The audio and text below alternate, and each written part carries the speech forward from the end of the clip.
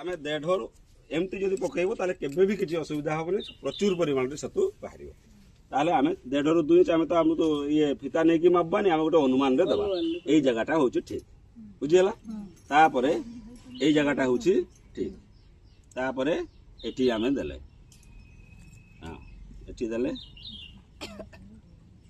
एठी देले एठी देले एठी देले बस हे गला एटा टिके सान हिची एठी टिके एडजस्ट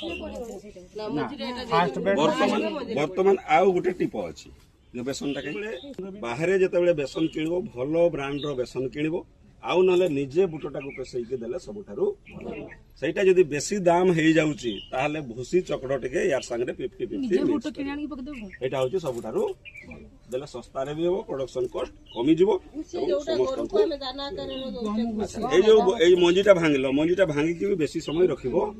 गुटे भांगबो गुटे पकेबो तो एबे हमें बेसन दबा बेसन केमती दबा डायरेक्ट या ऊपर दबानी हम एमटी करके पकेबा हला दियो मंजी पकाओ आ जने पकाओ देख को मंजीटा नै आइतला के मंजीटा नै आइतला एटा नै आइतला हां सेटा रो 200 ग्राम 250 को हाउची किंतु हला रेडी